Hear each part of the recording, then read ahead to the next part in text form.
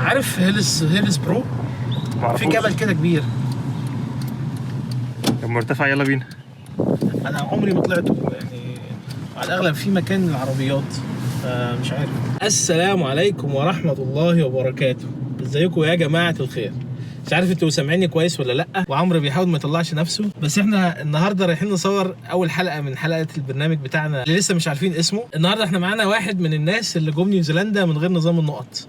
لا تقول لي بقى لا نقط ولا انجليزي ولا اي بتنجان. راجل ما شاء الله عليه ترس بيلمع. الناس قالوا له هوب تعال.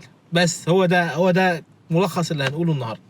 ولكن يهمنا قوي ان احنا نعرف التفاصيل، نعرف منه ايه ملابسات الموضوع وازاي الموضوع تم، وهل هم اللي بعتوا له ولا هو اللي بعت لهم، وبقى كل الحاجات اللي هو مر بيها. الموضوع نفسيا كان عامل ازاي، هل هو سافر قبل كده اصلا؟ لان فكره السفر انك تسافر لاول مره الموضوع بيكون مش سهل. وبعدين لما الخبر جاله بقى كان وقعه ايه عليه وعلى اهله وعلى والده ووالدته، والموضوع كان عامل ازاي. وبعدين لما خد القرار وجه الصدمه بقى، الصدمه الحضاريه اللي جات له اول ما دخل نيوزيلندا وقابل الناس، وتوقعاته كانت ايه، والحياه اللي هو شايفها بقت ايه، وبعد قد ايه قدر ياخد الاقامه. طيب رحبوا معايا النهارده ما يغركوش المايك ده. رحبوا معايا النهارده بعمرو. معانا عمرو النهارده رجل من رجالات نيوزيلندا العظيمه. عمرو مصري صح؟ مصري. وبقى له هنا في نيوزيلندا سنتين صح؟ صح. فحابين ان عمرو الاول يعرفنا بنفسه. انا اسمي عمرو صالح، بشتغل داتا انجينير او مهندس بيانات. بقالي في نيوزيلندا هنا 2.5 سنين تقريبا. طيب كمان عمرو عنده قناه يوتيوب عاملها مؤخرا، بيحاول يساعد الناس ان هم يسافروا. هتكلم فيها اكتر عن موضوع ازاي تطور الانجليزي بتاعك وازاي في العموم تقدر تيجي هنا ان شاء الله. فخلينا بقى نبدا نتكلم مع عمرو ونساله انت ليه جيت نيوزيلندا؟ ليه جيت نيوزيلندا؟ والله سؤال يعني بساله نفسي كتير قوي. انا ليه عملت في نفسي كده؟ مش زعلان؟ مش ندمان على اللي انت عملته. هي نيوزيلندا بلد جميله جدا، تحفه طبعا، بس هي بعيده جدا. يعني كان في دول حلوه برضو قريبه من مصر شويه. ليه بعمل في نفسي كده؟ ومشكله البعد يا يحيى هي مش بس ان انت بعيد فتحس ان انت بعيد، هي مالهاش علاقه بكده خالص. هي مشكله ان انت حتى التوقيت فرق رهيب بينك وبين اي حد صاحي في اي حته في العالم. فانت بتستنى قبل ما تنام مثلا او اول ما تصحى الفجر عشان تكلمهم وتشوف هو ده الوقت اللي هم صاحيين فيه، غير كده هم نايمين. ففي مشاكل، في صعوبات شويه انك انت تتواصل مع الجانب الاخر من الكوكب. بس غير كده هي دوله جميله جدا. انا ليه جيت نيوزيلندا؟ انا كان عندي هدف ان انا اسافر، مش كنوع هجره، بس كطريقه ان انا عايز اسافر اشوف الدنيا شويه، اجرب اعيش في دوله مختلفه. فالاوبشنز الموجوده لينا كمصريين طبعا بتكون الخليج او دول اوروبا، اقرب حتتين بنروحهم. اللي حصل ان انا جالي عرض في نيوزيلندا، وكنت يعني بختار كده بين كذا دوله ان انا حابب اروح ليهم. والميزه الحلوه اللي لقيتها في دوله نيوزيلندا ان هي دوله بتتكلم انجليزي، فمش بصعوبه ممكن اكون بتكلم انجليزي، وبتكلم انجليزي حلو يعني بالتعلم طبعا. والحاجه الثانيه ان هي دوله مش عنصريه، فانت يعني الشعب مش عنصري والقوانين بتمنع العنصريه تماما. ما لهمش بقى الماضي والتاريخ بتاع الصراع اللي كان في الدول، وكان بيكرهوا بقى المسلمين او يحبوهم او ايا كان. الحاجات دي مش موجوده بشكل كبير هنا.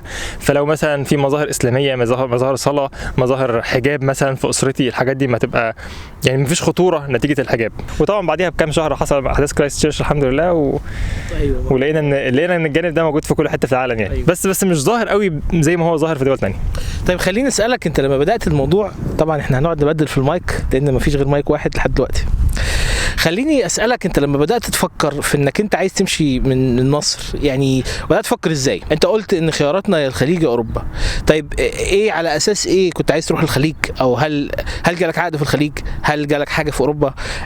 هل لما وقع الاختيار في الاخر على نيوزيلندا هل هم اللي بعتوا لك ولا انت اللي بعت لهم ولا ايه كان الوضع بالظبط؟ هو احنا اختياراتنا كمصريين بتكون في الخليج عامه او في اوروبا. دي الحتت اللي هي بسهوله بتعرف تروح لها، طبعا نتيجه القرب الجغرافي ونتيجه ان احنا ناس كتيره جدا من المصريين عايشين في السعوديه او عايشين في الامارات او عايشين في المانيا ودول اوروبا.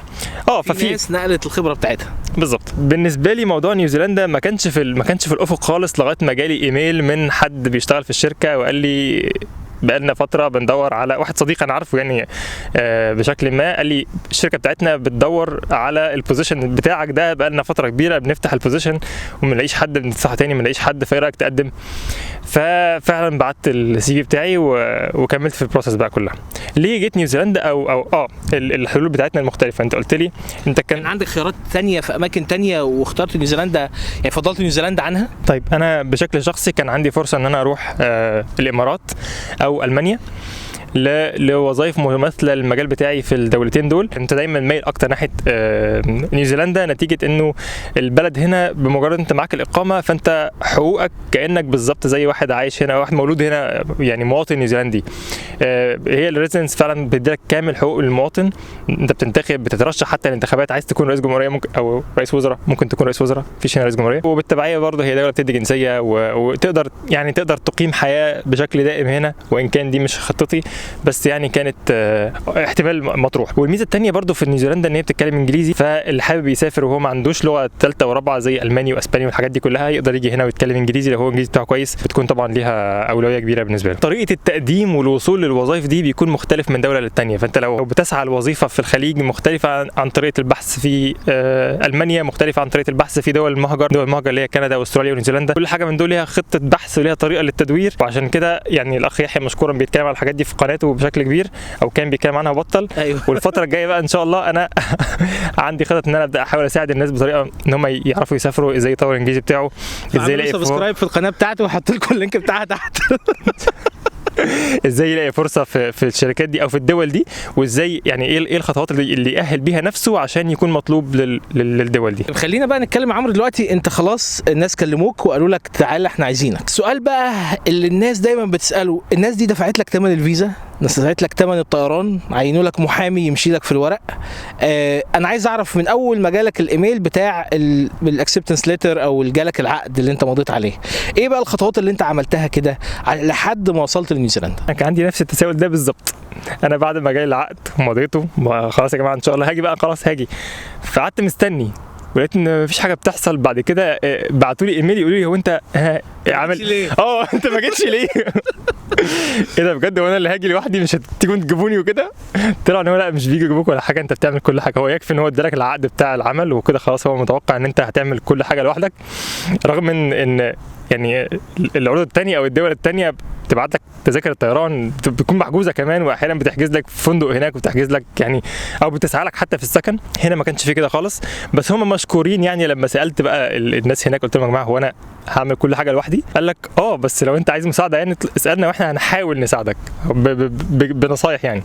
ولازم دايما ياكد ان هو مش مستشار هجره، عشان ما يقولكش ان دي نصيحه يعني على قد ما اعرف كذا كذا، مش حاجه ليجل بالظبط كده. والحاجه الثانيه هو برده مشكورا ساعدوني في موضوع السكن، بس دي كانت حاجه يعني على مستوى شخصي ما هياش بشكل مؤسسي في الدوله. واغلب الناس اللي انا اعرفهم برده بيجوا هنا بنفس الطريقه، مش بيكون في مش بيساعدوهم يعني في الاجراءات.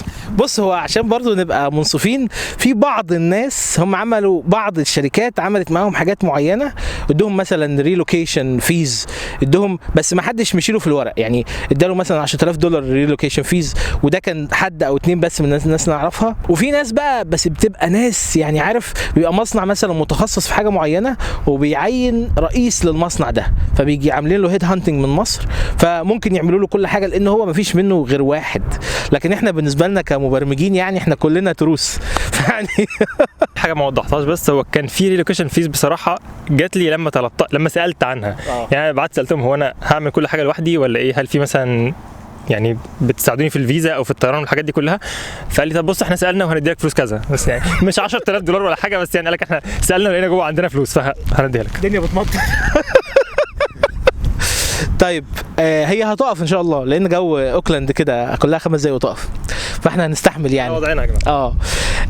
السؤال بقى دلوقتي انت خلاص مش هنستحمل. يا جماعه في حاجه كده عن المطر في نيوزيلندا لازم تبقوا عارفينها كويس. لما تكون بتمطر جامد اديها 5 دقايق بالظبط وجرب تاني، في الغالب هتسكت. طب في الروتر شغال. خلاص مرض بسلام. الحمد لله مرض بسلام على وضعنا يا جماعه. ايوه. وش ما وريتش السلام. بس خلاص طفيه كده. حلو. طيب هي الحمد لله مرض بسلام. وهي دي نيوزيلندا، عشان كده انا حتى ما مسحتش النضاره عشان هي هتمطر تاني. طيب خليني اسالك بقى يا عمرو، دلوقتي انت الناس بعتوا لك كل الكلام وبقى عندك كل التفاصيل، الفيزا انت قدمت عليها بنفسك وخدت منك قد ايه؟ الموقع بتاع اداره الهجره من اوضح ما يكون وسهل جدا اي حد يعني اي حد يوصل اللي هو عايزه.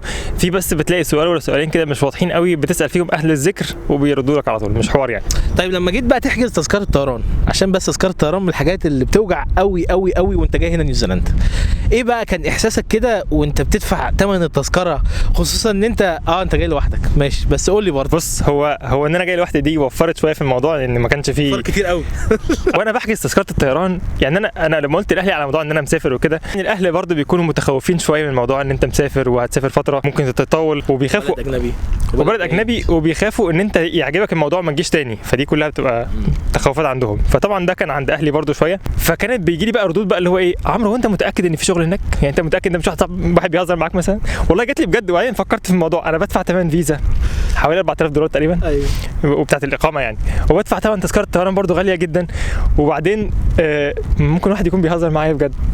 بس لا، الفيزا جايه من وبعدين الفيزا انا اصلا وانا مسافر بقول لماما الفيزا بتاعتي ايه، هي الورقه دي، ملف كده ورقه. ايوه ورقه في فيزا. ايوه، فلما حتى رحت المطار بيقول لي فين الفيزا، فبقول له هي الورقه دي، فبص لها كده واستغرب. يعني هم حتى في المطار ما صدقوش اصلا.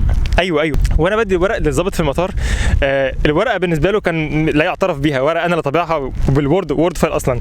بعد كده قعد انا سيبني اتكلم خالص براحتي خالص، عمال اتكلم واقول له ان انا نيوزيلندا وكده، وعن طريق ان انا هعدي ترانزيت في فيينا وكده. بعد كده وانا بطلع له الورق، طلعت له رخصه السواقه بتاعت نيوزيلندا، بص فيها كده واستغرب جدا، قال لي انا فاكرك بتهزر كل ده، قال لي دي رخصه السواقه بجد، ده نيوزيلندا بجد. ههزر معاك ليه؟ هو انت صاحبي عشان اهزر معاك؟ انت متخيل قاعد ياخد ورقي والباسبور والفيزا وعقد العمل وكل حاجه، ومش مقتنع ان انا رايح. او ده الناس الثانيه بقى، اول ما شاف ان في رخصه سواقه نيوزيلندي فعلا والتاريخ بتاعها بجد. انت كنت نازل اجازه وراجع؟ وانا راجع من الاجازه. لما شاف ان فعلا في رخصه سواقه من نيوزيلندا بجد، انت بجد كنت هناك، هنا بقى الكلام اتغير. ايوه، فراح بقى للظابط الكبير بقى عشان يمشي الورق. فدي كانت تاني مره ليه. اول مره كان فيه هزار، تاني مره كان فيه هزار اكتر برضه. طيب السؤال بقى، اول مره لما جيت نيوزيلندا، بعد ما جيت وخلاص ارتحت، سكنت فين اول ما سكنت؟ هل جيت على سكنك مباشره؟ وبعدين احكي لي كده عن اول اسبوعين ليك في البلد، كان احساسك ايه؟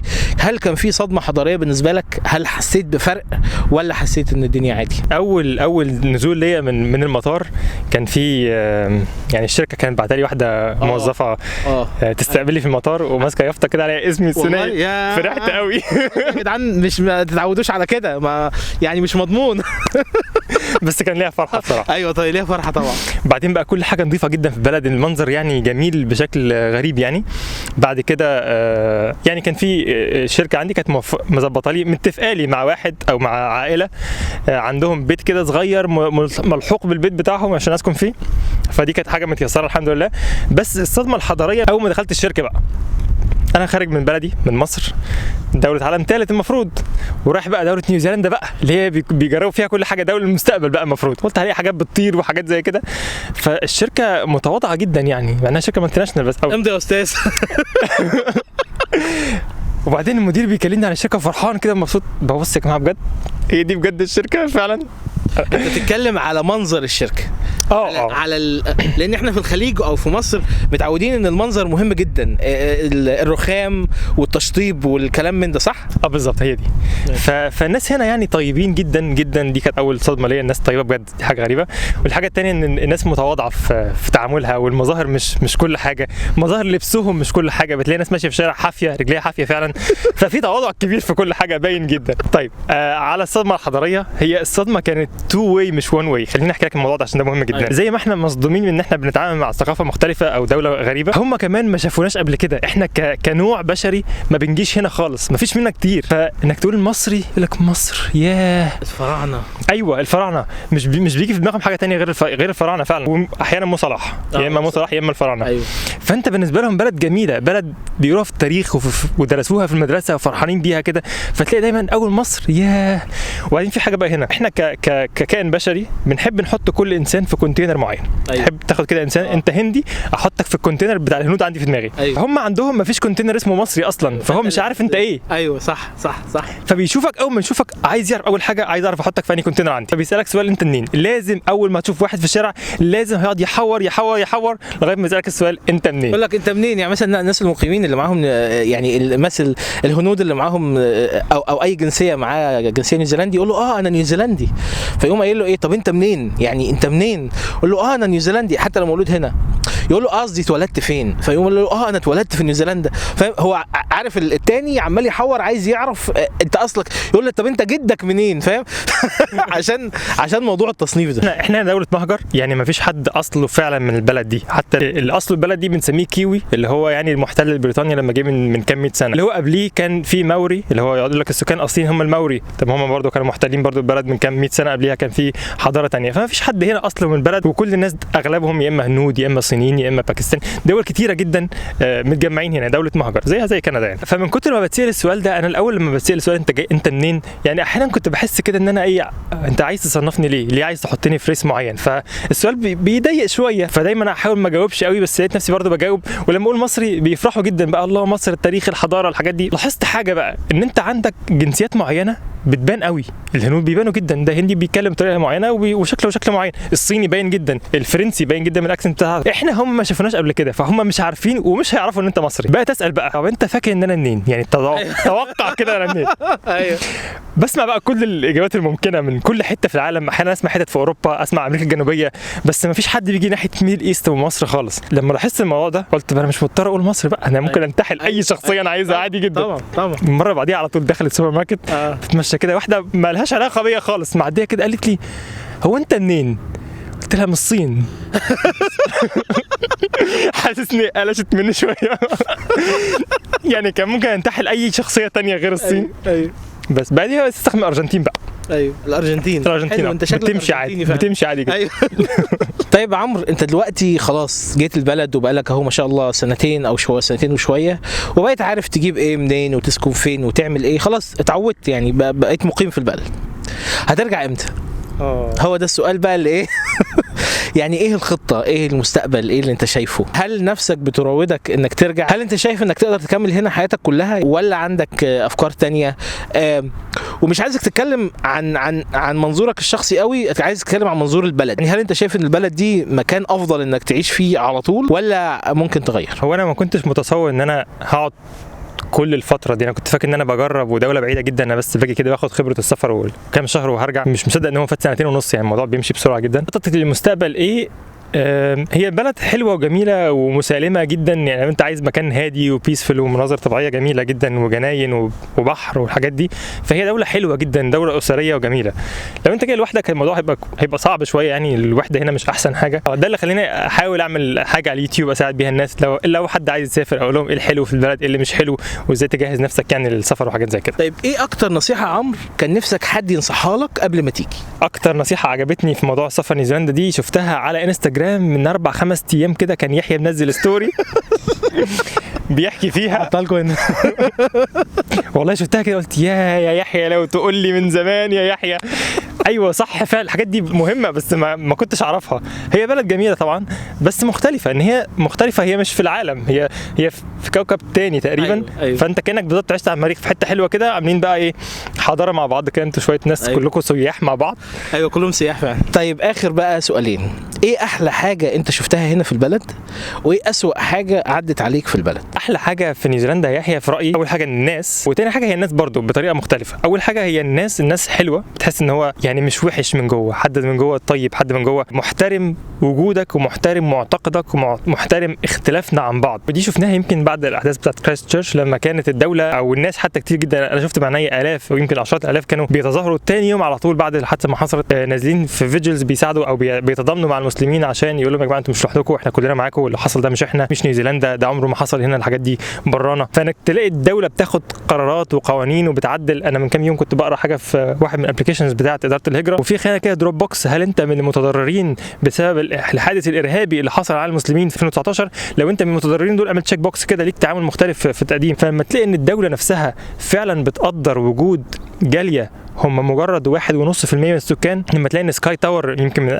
من اهم المعالم اللي موجوده في اوكلاند وفي نيوزيلندا، وايدن بارك بتاع الاستاد بتاع ايدن بارك، الاثنين يجوا في العيد يتغطوا كلهم باللون الاخضر وينوروا باللون الاخضر، تحس عشان يعني العيد المسلمين وكده، تحس ان دوله فعلا محترمه، ان كل واحد ليه ثقافته، ليه دينه، ليه الشعائر بتاعته، وليه وجوده. فلما طائفه معينه او لما جروب من الناس هنا، حتى لو كانت طائفه صغيره جدا، حصل لها مشكله، بتلاقي ان الدوله كلها تتضامن معاهم. دي احسن حاجه شايفها في نيوزيلندا الناس، وده بيدي لك حريه شخصيه، انك انت عايز تعمل اي حاجه كحريه شخصيه، ليك احترام، او ليك حريه ان انت تمارس كل دينك او عاداتك وتقاليدك، كل حاجه انت عايزها بالشكل اللي انت عايزه. اما عن اسوأ حاجه في نيوزيلندا، فاتوقع ان هي نتيجه ان احنا بعيد جدا عن العالم العربي او الميدل ايست او الكالتشر بتاعتنا، فبتلاقي ان الدول دي مش بتيجي هنا كتير، فالجاليه العربيه والجاليه المسلمه والجاليه المصريه يعني محدوده جدا جدا. فما فيش بقى الخروجات المصريه، ما فيش الاكل الكشري اللي انت ممكن تاكله بسهوله في دبي والحاجات دي، ما فيش الكلام ده موجود، بس يعني قليل قوي قوي. وفي نفس الوقت ما الخروجات بقى بتاعت المصريين واكل المصريين والحاجات دي قليله جدا، فانك تلاقي حد من ثقافتك او الكالتشر بتاعتك حواليك مش موجوده، وزي ما بيقولوا كده جنه من غير ناس ما تنداس معروفه. أيوة، فهي هو ده ملخص نيوزيلندا، هي فعلا جنه بس من غير الناس اللي شبهنا يعني. طيب يعني احنا كنا سعداء جدا بيك النهارده عمرو. كان حوار سريع. ليه رجاء شخصي بس أيوة. لو ممكن يعني رجاء شخصي ليا ان انا ممكن ما ازعش الحلقه دي. لا ده الدنيا مضطرد علينا يا اخي.